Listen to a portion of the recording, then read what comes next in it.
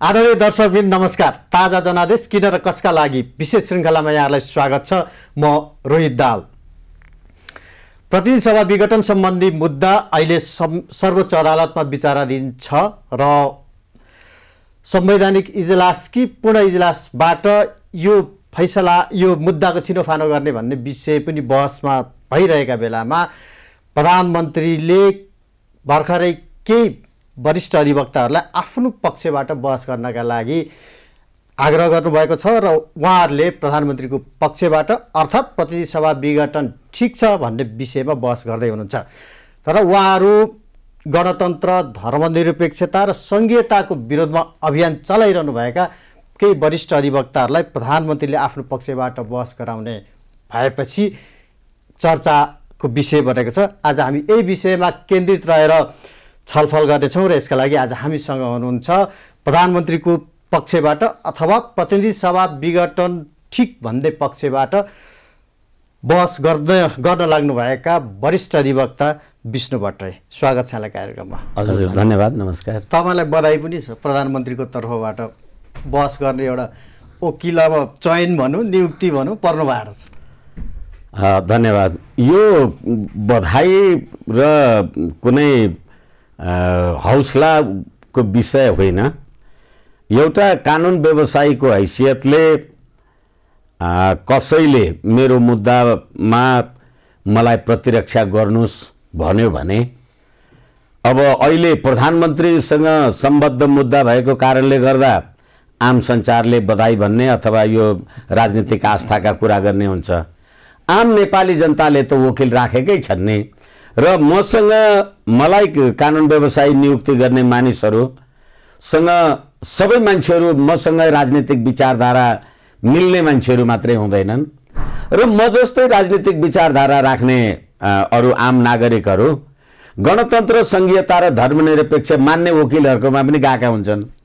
त्यसकारणले यसलाई त्यस रूपमा हेर्यो भने ठिक होला कि एउटा सर्वसाधारणको मुद्दा होइन नि त यो त होइन। त्यसै कारणले गर्दाखेरि मुलुकको कार्यकारी प्रमुख जो यो संविधान मानेर प्रधानमन्त्री बन्नु भएको छ, उहाँ सङ्घीय लोकतान्त्रिक गणतन्त्रको प्रधानमन्त्री हो।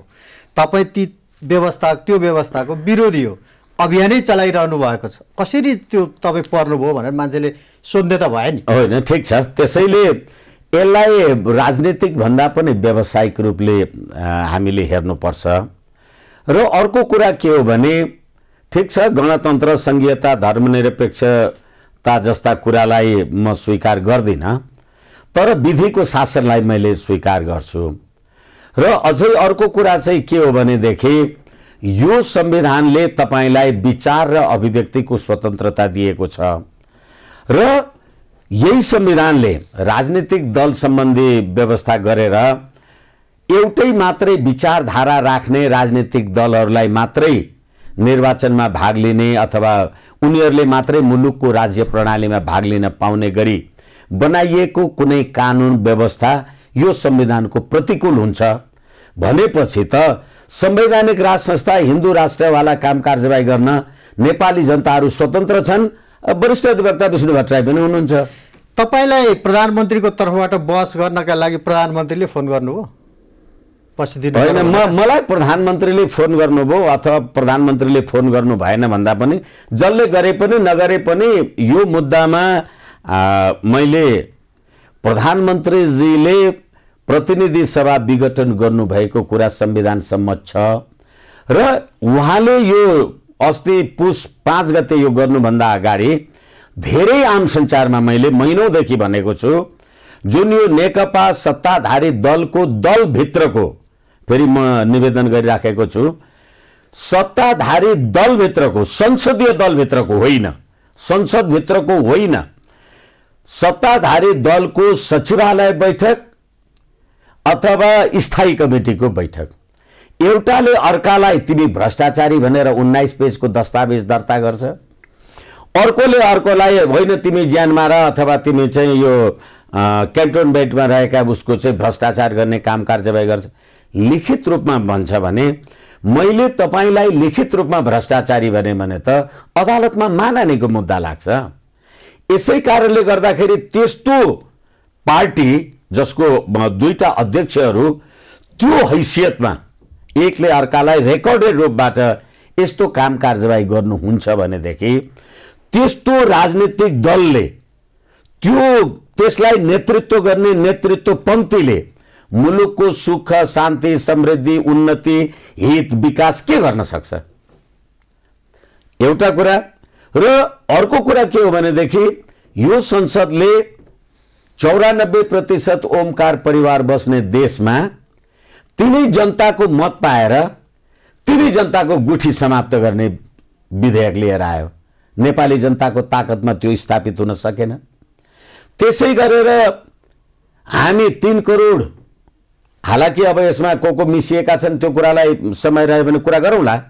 हामी 3 करोड लगभग नेपाली जनता भएको मुलुकमा 1 अर्ब 30 करोड जनसङ्ख्या भएको भारतबाट आएका मान्छेहरूलाई रोटी र बेटीको नाउँमा तपाईले तत्काल नागरिकता दिने र राष्ट्रियताको प्रश्नमा चाहिँ तपाईले चुनौती उठाउने र त्यति मात्रै होइन, नेपाली कांग्रेसका शेरबहादुर देउवा जस्ता मान्छेहरू त विदेशी ज्वाइँलाई पनि नागरिकता दिनुपर्छ भन्ने भनेपछि यो देशको प्रतिनिधि सभाले के काम गर्यो? एक त्यति मात्रै होइन, म तपाईलाई निवेदन गरौँ, अहिलेको हाम्रो संविधानले संवैधानिक नियुक्तिहरू पदहरूमा नियुक्त गर्नको लागि संवैधानिक परिषदको व्यवस्था गरेको छ।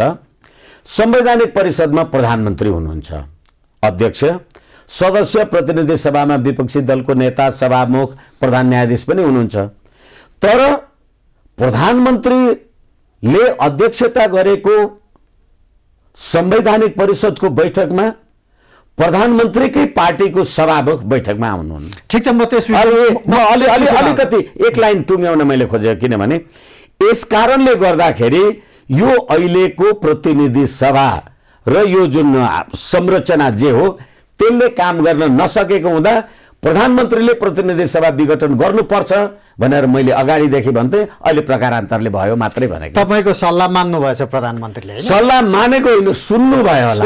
मैले सल्लाह दिएको होइन। तर प्रधानमन्त्रीलाई चाहिँ आरोप लाग्ने गर्छ उहाँ पनि गणतन्त्र विरोधी हो, संघीयता विरोधी हो, उहाँलाई मन पर्दैन यी कुराहरू, समावेशिता त झन् उहाँलाई मन पर्दैन भनेर जुन आरोप लागिरहँदाखेरि ठ्याक्कै त्यही लाइन समात्ने तपाईहरू कानुन व्यवसायीहरूलाई उहाँले समात्नुको अर्थ काहीँ केही कुछ छ कि होइन? यो कुरा भन्न पाइन्छ, एकदम जायज कुरा हो। तर हामी कहिलेकाहीँ भन्ने गर्छौँ half of the bottle is empty, half of the bottle is full. भन्नुको तात्पर्य जसरी अहिले केपी शर्मा ओलीजीले मलाई उहाँको मुद्दाको प्रयोजनको लागि वरिष्ठ अधिवक्ता कानुन व्यवसायी नियुक्त गर्नुभयो होला र तपाईले उहाँको राजनीतिक निष्ठामा केपी ओलीजी पनि राजावादी कित्तामा आएको हो कि भनेर तपाईहरुले अथवा कसैले आम मान्छेहरुले भने जस्तै म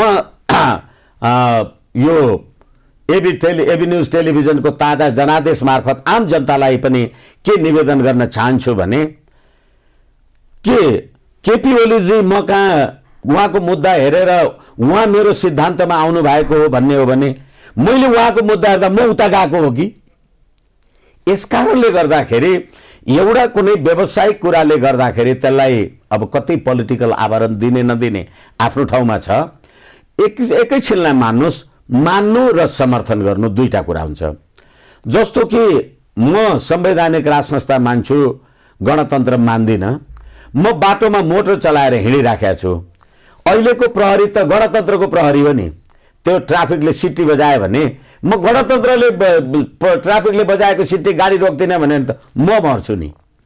म यो सिद्धान्तमा मान्दिनँ त, समर्थन गर्दिनँ त।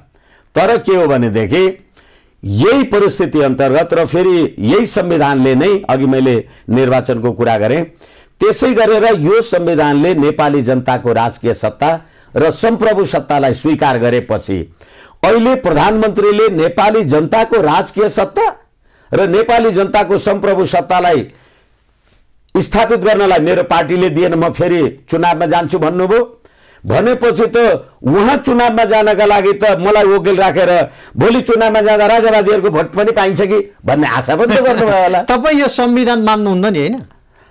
यो संविधानको म समर्थक होइन। अब यही संविधानभित्र रहेर तपाईँले बस कसरी गर्नुहुन्छ त? संविधान त्यसैले मैले भने मान्नु र समर्थन गर्नु। मैले तपाईँलाई भर्खरै भन्दै थिएँ, तपाईँलाई कर्तव्य ज्ञान मुद्दामा सर्वोच्च अदालत अथवा अदालतले सर्वसुसहित जन्मकैद सुनायो, तपाईँ समर्थन त गर्नुहुन्न नि, मान्दिनँ भनेर हुन्छ।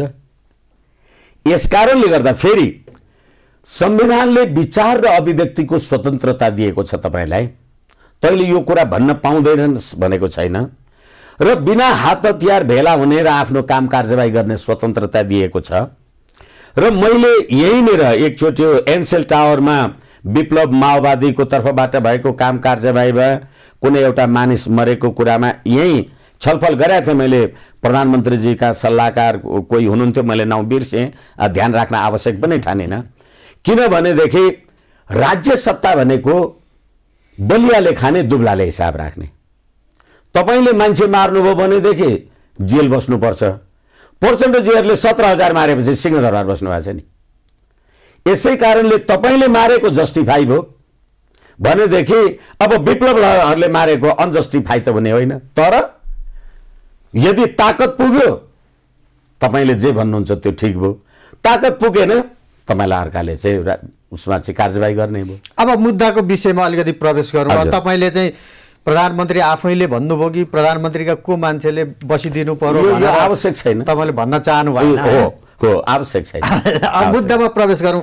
यत्रो आम लगभग अधिकांश चाहिँ कानुन व्यवसायीहरू, वरिष्ठ अधिवक्ताहरू, पूर्व प्रधान न्यायाधीशहरू, पूर्व न्यायाधीशहरू यो प्रतिनिधि सभा विघटन चाहिँ असंवैधानिक छ भनेर लागिरहँदा तपाईँ जति यस्तो लामो यो व्यवसायमा लागेको वरिष्ठ अधिवक्ताले त्यसको पक्षमा कसरी तपाईँ लाग्न सक्नुभयो? प्रतिनिधि सभा विघटन चाहिँ ठिक हो भनेर। मलाई यो सुन्दाखेरि त्यसको राजनीतिक फाइदा छ नि तपाईँलाई? होइन, हुनसक्छ, तर यो कुरा सुन्दाखेरि मैले धेरै आम सञ्चारमा निवेदन गरेको छु, तपाईँलाई पनि निवेदन गरौँ, तपाईँ मार्फत उहाँहरूलाई पनि म निवेदन गरौँ, तपाईँले बच्चै पैदा नभइकन निवारण गर्नुभयो।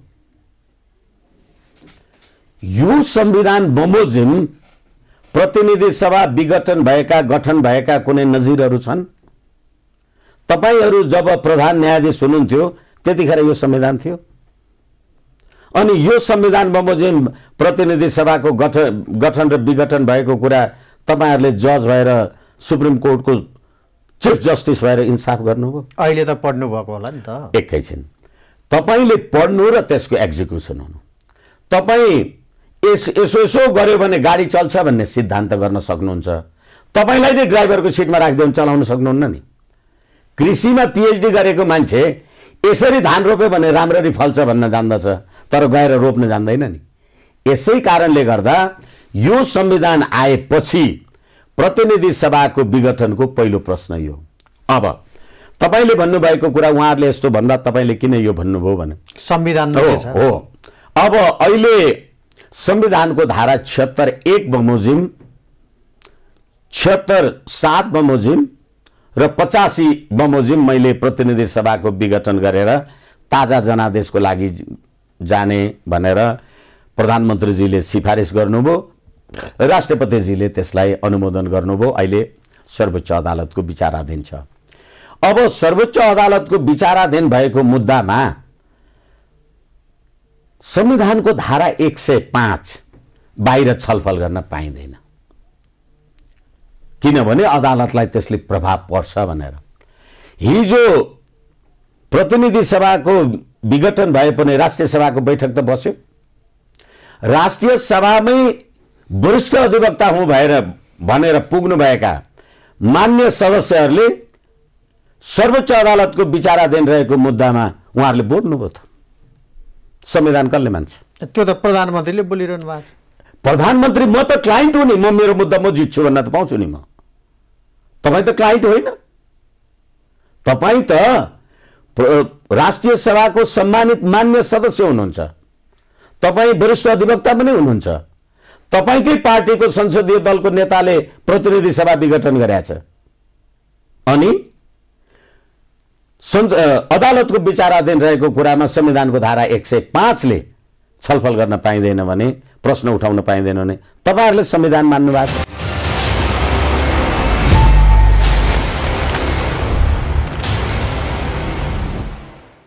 त्यो मुद्दाको पनि प्रकृति हुन्छ होला नि त। एउटा यो मुद्दा चाहिँ यस्तो मुद्दा हो जो राष्ट्रिय महत्त्वको हो, त्यसपछि तपाईँ संविधानै रहने कि नरहने भन्ने खालको मुद्दामा एकछिन बोल्न पाइँदैन। अदालतले एम्बिकस क्युरी माग्ने भनेको के त?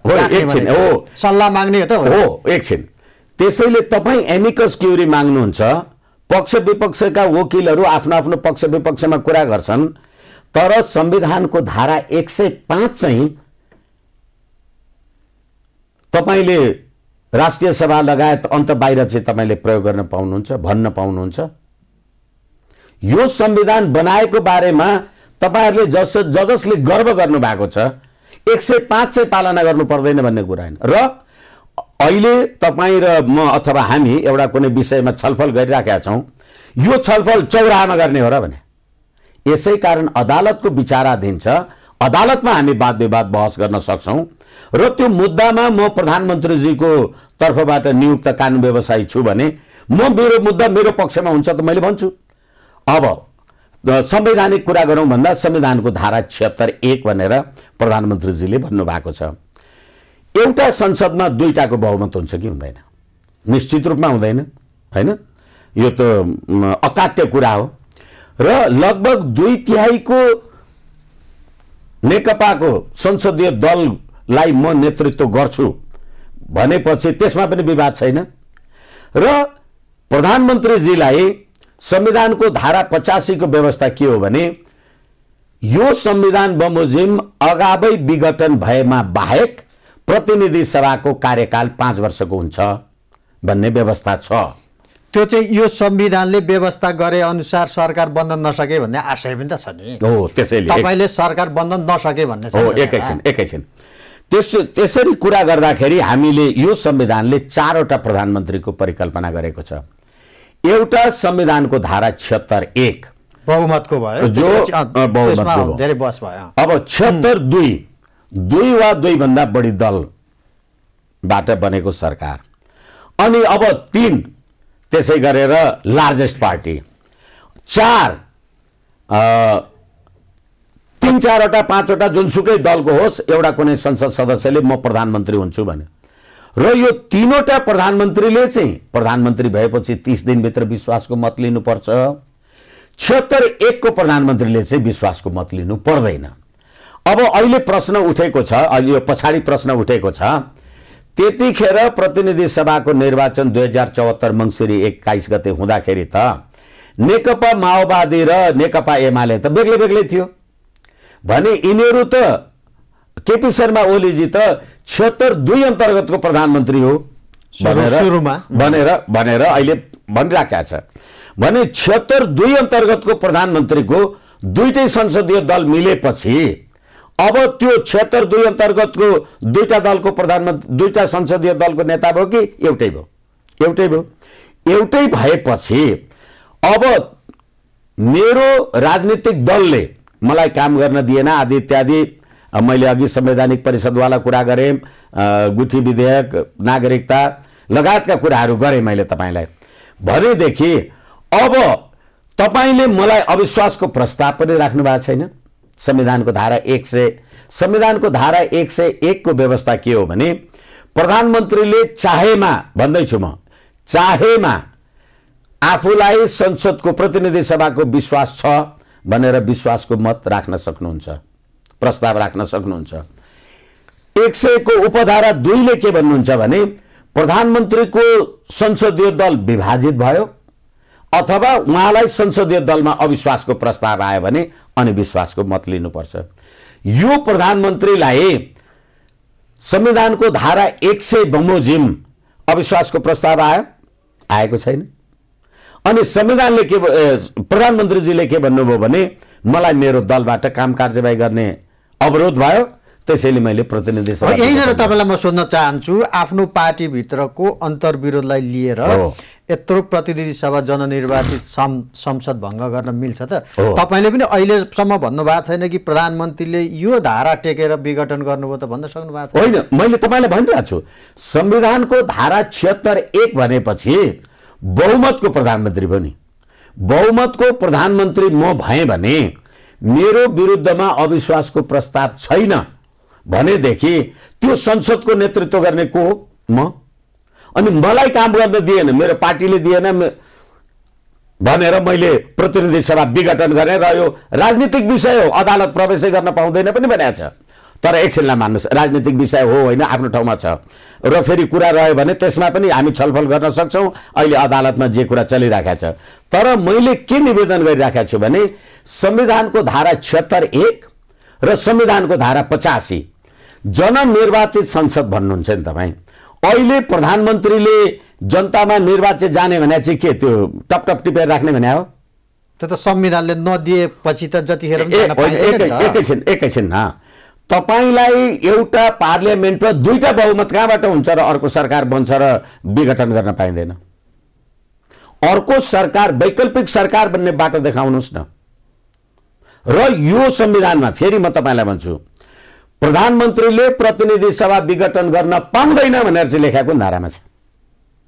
संविधानको धारा 76 को 2, 3, 4 बाहेक बहुमत प्राप्त संसदीय दलको नेता प्रधानमन्त्रीले प्रतिनिधि सभा विघटन गर्न पाउँदैन भनेर चाहिँ कहाँ लेखेको छ? अब तपाईँले भने जस्तो त प्रधानमन्त्रीले भ्रष्टाचार गर्नु हुँदैन, प्रधानमन्त्रीले मान्छे मार्दै हिँड्नु हुँदैन भनेर कहाँ लेखेको छ र संविधानमा भनेर त्यो गर्दै हिँड्ने त नलेखेका कुराहरू। एकैछिन पहिलो कुरा त के हो भने अब मान्छे मार्ने र भ्रष्टाचार गर्ने कुरासँग यो पोलिटिकल इस्यु आउँदैन। त्यो चाहिँ कसुर हो, त्यो चाहिँ अपराध हो। अपराधको कुरालाई हामीले राजनीतिक उसमा यो पेरिफेरी भित्र कतिपय त सर्वमान्य कुरा हुन्छ नि जो तपाईँले गर्नै मिल्दैन, त्यहाँ लेख्नै पर्दैन नि तपाईँको चाहिँ। तपाईँ चाहिँ युनिभर्सल ट्रुथ छ होइन, यो युनिभर्सल ट्रुथ हुँदै होइन। तपाईँ त्यसो त अहिले भन्नुहोस् न, हामीले अथवा यो संविधानमा नेपाली जनताको मौलिक हक अधिकार आदि इत्यादि नैसर्गिक अधिकार भनेको छ। के निर्वाचन लड्ने नैसर्गिक हक हो? संसद सदस्य हुने नैसर्गिक हक हो? यो राजनीतिक कुरा हो, चुनावी कुरा हो। एकछिनलाई मान्नुहोस्, तपाईँ प्रतिनिधि सभाको चुनाव लडेर पार्लियामेन्टमा आउनुभयो, आएपछि तपाईँले कानुन बनाउनुहुन्छ। तपाईँले राजनीति गर्नुभयो कि कानुन बनाउनुभयो? यसै कारणले गर्दाखेरि यो डिमार्केसन अगावै विघटन भएमा बाहेक भन्ने बित्तिकै प्रतिनिधि सभा अगावै विघटन हुन्छ। जुन प्रतिनिधि सभाले काम गर्न सक्दैन त्यो प्रतिनिधि सभा के गर्नलाई राख्नु पर्छ? तपाईलाई विघटनको जुन कारण भनिरहनु भएको छ प्रधानमन्त्रीले, तपाईँ जतिको मान्छेलाई त्यो चित्त बुझ्छ त? भले आज तपाईँ उहाँको पक्षबाट बहस गर्न लाग्नु भएको छ, तर मलाई पार्टीभित्र काम गर्न दिएनन् भनेर प्रतिनिधि सभा विघटन गर्ने जुन कारण देखाउनु भएको छ, यो यति लाजमर्दो कारण। एकछिन तपाईँको पार्टीभित्र को छन्? तपाईँको संसदीय दलका जे जति पुष्पकमल दाहालजी अथवा माधव नेपालजी लगायतका जे मान्छेहरू छन् उहाँहरू नै पार्टीमा छन् र उहाँहरूले पार्टीमा आएर जुन प्रकारको गतिविधि जे गर्नु, उहाँहरूको पार्टीभित्रको कुरा हो, जे गर्नुभयो होला उहाँहरूले त्यो कुरा संसदीय दलको बैठक बोलाएर गर्नुभयो कि गर्नु भएन? उहाँहरूले नै मत दिएर केपी शर्मा ओली संसदीय दलको नेता भएर प्रधानमन्त्री भएको त हो। यसकारणले गर्दाखेरि मेरो पार्टीबाट निर्वाचित भएर आएको हुँ, तर म प्रधानमन्त्री कहाँबाट भएँ? संसदीय दलको नेता भएर प्रधानमन्त्री भएँ। भनेपछि मलाई जहाँबाट तपाईँले प्रधानमन्त्री बनाउन संसदीय दलको नेता छान्नुभयो त्यो संसदीय दलमा त तपाईँले कहिले आपत्ति अब्जेक्सन गर्नुभएको छैन। यसै कारणले गर्दाखेरि म 2/3 प्रतिनिधित्व गर्छु भने मैले त्यो संसदीय दल अथवा प्रतिनिधि सभालाई संविधानको धारा 76(1) र 85 बमोजिम अगावै विघटन भएमा बाहेक प्रतिनिधि सभाको कार्यकाल 5 वर्षको हुन्छ। अब उदाहरणको लागि हाम्रो गाउँपालिका अथवा नगरपालिकाहरू छन् नि, त्यसमा प्रष्ट के लेखेको छ संविधानमा भने मलाई लाग्छ संविधानको धारा 286, 68 यस्तै जे होस्, गाउँपालिका नगरपालिकाका प्रमुख अथवा अध्यक्षको पदावधि निर्वाचित भएको मितिले 5 वर्षको हुन्छ भनेको छ। त्यहाँ अगावै विघटन भएमा बाहेक, कोनिके भएमा बाहेक, दिस भएमा बाहेक, द्याट भएमा बाहेक भनेर त लेखेको छैन। त्यसकारणले गर्दाखेरि त्यो प्रतिनिधि अथवा नगरपालिका गाउँपालिका स्थानीय सरकारको हकमा लेख्न जान्ने संविधान निर्माताले संविधानको धारा 85 मा त्यो गरेर लेख्न जान्दैन थियो। यसै कारणले गर्दाखेरि प्रधानमन्त्रीले मलाई मेरो पार्टीबाट काम कारबाही गर्नका लागि जुन प्रकारको असहयोग अथवा अकर्म जे भन्नुस् भयो, म चाहिँ नेपाली जनताको ताजा जनादेश लिनका लागि जान्छु। मैले अक्षम निरङ्कुश नै हुन लाग्यो केपी ओली भनेर भन्छन्। म निरङ्कुश रहेछ भने नेपाली जनताले भोट हाल्दैन नि। तपाईले राम्रो कुरा गर्नु भएको छ, तपाईलाई भोट देलान्, किन आत्तिनु भएको? र अर्को कुरा के भने यो यसमा भन्छन्, हालाकि तपाईले प्रश्न गर्नुहुन्थ्यो होला, मैले भनिहालेँ, यो यत्रो निर्वाचन खर्च गर्ने के अहिले ट्रान्सपरेन्सी इन्टरनेसनलले भ्रष्टाचारको बारेमा नेपालमा जुन प्रकारको भ्रष्टाचार भएको छ भनेको छ, अथवा यी जे भ्रष्टाचारका घटनाहरू छन् त्यसमध्ये बाबुराम भट्टराईजीले त 3 जना भूतपूर्व, 1 जना प्रधानमन्त्री बालवाला र 2 जना भूतपूर्व प्रधानमन्त्री भनेर बुढी गण्डकी केसमा त 9 अर्ब भ्रष्टाचार गर्नु भएको छ भने यो सम्पूर्ण कुराको अगाडि प्रतिनिधि सभाको निर्वाचन गर्नका लागि यति पैसा लाग्छ होला? 40 अरब लाग्छ नि। हो, यसै कारणले गर्दाखेरि देखिने पैसा हो। अब देखिने पैसा तपाईले घरमा हात्ती पाल्नु भएको छ अनि बाख्रालाई हाल्ने घाँस हालेर पेट भर्छ त। तर तपाईलाई एउटा चाहिँ राम्रो के भयो भने तपाई जे व्यवस्था ल्याउन खोज्दै हुनुहुन्छ सडकबाट एकछिन तपाईको चाहिँ त्यसलाई चाहिँ राम्रो मलजल पुग्ने भयो। यो संसद विघटन, राजनीतिक अस्थिरता, यी सबै कुराहरू त हुन्छन् नि, त्यसले तपाईहरुलाई चाहिँ त्यो अभियानलाई चाहिँ सहयोग पुग्यो। त्यसकारण आज तपाईहरु प्रधानमन्त्रीको रोजाइमा पनि पर्नुभयो भने सही हुन्छ नि, हैन? होइन, कसैलाई पनि उसको अभिव्यक्ति स्वतन्त्रतालाई मुख थुन्न सकिँदैन। र तपाईले भन्ने आफ्नो तपाईको व्याख्या र विश्लेषण जे होला, फेरि पनि मैले तपाईलाई भन्दैछु, नेपाली जनताको ताजा जनादेश लिनका लागि म गएँ। यो हाम्रो कार्यक्रमको नामै ताजा जनादेश छ। ताजा जनादेश लिने कुरा चाहिँ निरङ्कुशताको द्योतक भन्ने हो भनेदेखि संसदीय प्रजातन्त्र भनेको के हो? अझ फेरि म तपाईलाई निवेदन गरौँ, यही नेकपाको स्थायी कमिटीको बैठक अथवा प्रचण्डजी, केपी शर्मा ओलीजीले नै कोरोना महामारीको बेलामा, लकडाउनको बेलामा पनि हामी त सी चिनफिङ विचारधाराद्वारा अनुप्राणित छौं भनेर उहाँहरूले भर्चुअल बैठक गरेको होइन। संसदीय प्रजातन्त्रको संविधानलाई 2/3 बहुमतले तपाईलाई दिँदाखेरि साम्यवादीहरूले संसदीय प्रजातन्त्र चलायो भने राजनीतिक अस्थिरता हुने रहेछ भन्ने प्रमाण होइन यो। यसकारणले गर्दा यो कसैको खुसी र हाँसोको विषय होइन। विषय के हो भनेदेखि यही बाबुराम भट्टराईजी, पुष्पकमल दाहालजी मलाई भन्दा राम्रो, अथवा तपाईहरु आम संचारको मान्छे, तपाईहरुले धेरै कुरा पनि उहाँहरुसँग पनि गरे हुन्छ। उहाँहरुले 52 सालमा जनयुद्ध गर्नलाई जंगल पस्दाखेरि शेरबहादुर देउवालाई दिएको ज्ञापन 40 मुद्दे ज्ञापन पत्रको 2टा कुरा म तपाईलाई स्मरण गराउन चाहन्छु। भारतसँग भएको 1950 को सन्धिलाई खारेज गर्नुपर्छ र संसदीय प्रजातन्त्र भनेको खसीको टाउको देखाएर कुकुरको मासु बेच्ने थलो हो भनेर जंगल जानुभयो। तपाईहरु फर्केर आएको 15 वर्ष भयो र तपाईहरु 2-3 पटक प्रधानमन्त्री हुनुभयो। तपाईले 1950 को सन्धि के गर्नुभयो? आफ्नो ठाउँमा छ। त्यति मात्रै होइन, खसीको टाउको देखाएर कुकुरको मासु खाने भनेर भन्नुहुन्थ्यो। तपाईहरु अहिले पार्लियामेन्टमा बसेर कति हजार कुकुरको मासु खानुभयो। यसै कारणले गर्दाखेरि यो अहिले हामीलाई अथवा मलाई अथवा संवैधानिक राष्ट्र संस्था, हिन्दू राष्ट्र, अखण्ड नेपालको कुरा गर्ने कारणले गर्दा यो अस्थिरता भयो भने तपाईहरुलाई देशमा अस्थिरता, अराजकता भन्ने कुरा कसैको लागि पनि प्रिय होइन। तर पात्र उही, प्रवृत्ति उही, प्रणाली मात्रै परिवर्तन गर्नु। तपाईको कुरा हुँदाखेरि चाहिँ प्रधानमन्त्रीले भन्नु भएको छ अब यति समयपछि यो गणतन्त्र, यो व्यवस्था जान्छ भनेर? होइन, प्रधानमन्त्रीले गणतन्त्र जान्छ गणतन्त्र जाँदैन प्रधानमन्त्रीको इच्छाको कुरा हो र भने होइन। तपाईहरुसँग भरे तपाईहरु रोजाइमा पर्नुभयो कि प्रधानमन्त्रीसँग कोही पनि रहन्छ यस्तो अधिवक्ताहरू, वरिष्ठ अधिवक्ता? प्रधानमन्त्रीजीसँग उहाँकै पार्टीका 101 वरिष्ठ अधिवक्ताजीहरू हुनुहुन्छ। उहाँले अब हाम्रो पनि, हामीलाई पनि कानुन व्यवसायी राख्नको लागि आवश्यक ठान्नु भयो होला र वकिल 5 जना मात्रै राख्नुपर्छ, 15 जना राख्न पाइँदैन भन्ने छैन। उहाँहरूको आफ्नै पार्टी, आफ्नै दल, आफैसँग सम्बद्ध पनि विशिष्ट कानुन व्यवसायीहरू हुनुहुन्छ। अब त्यसमध्ये होला, अब मैले आम सञ्चारमा पहिल्यैदेखि भनेको थिएँ कि यो पार्लियामेन्ट 2/3 पार्लियामेन्टले पनि मुलुकलाई निकास दिन सकेन। जस्तै कोरोना महामारीकै कुरा गर्नुहोस् न, कोरोना महामारीको विषयमा अथवा कहिलेकाहीँ मैले यसलाई हिपोक्रेसी भन्ने गरेको छु, पाखण्डपन। जस्तो तपाईँले दसैँमा छुट्टी दिनुहुन्छ, राष्ट्रिय बिदा दिनुहुन्छ। दसैँ एउटा धार्मिक चाड हो, दुर्गा देवी माता सरस्वती, अब हामी जे भन्छौँ लामो कुरा नगरिराखौँ। अनि दसैँमा नेपाली जनतासित तपाईँलाई कर तिर्छन्। कोरोना छ, तपाईँ लकडाउनमा पनि राख्नुहुन्छ। म एउटा मोटरसाइकल चढेर हिँड्छु, त्यसको म्याद गयो भनेर मैले कोरोनामा चलाउन पाइनँ भन्दा तपाईँ कर पनि माफ गर्नुहुन्न।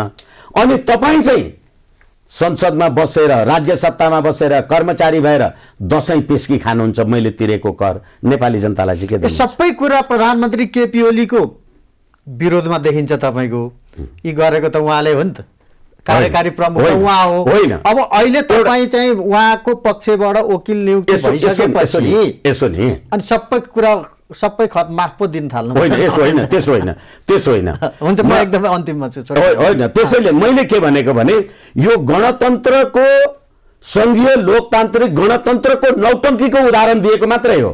र म वकिल भएको यो संविधान बमोजिम प्रधानमन्त्रीले प्रतिनिधि सभा विघटन गरेको संसदीय मूल्य, मान्यता, प्रजातन्त्र, विधिको शासन, जनताको राजकीय सत्ता, सम्प्रभुता, स्वतन्त्रता, स्वाधीनताको लागि ठिक छ भन्ने कुरा एउटा कुरा। प्रधानमन्त्रीको पक्षबाट तपाईँलाई बहस गर्नलाई अलिकति धक्कै छैन नि?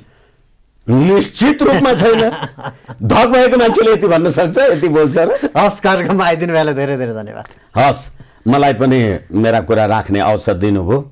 ताजा जनादेश भनेको जनादेशको लागि नेपाली जनतालाई किन र कसका लागि भन्ने पनि छ। किन हो ताजा जनादेश जनताले दिन्छन्, जनतालाई थाहा हुन्छ कसलाई दिन्छन्, किन दिन्छन्। हस्, धन्यवाद, नमस्कार।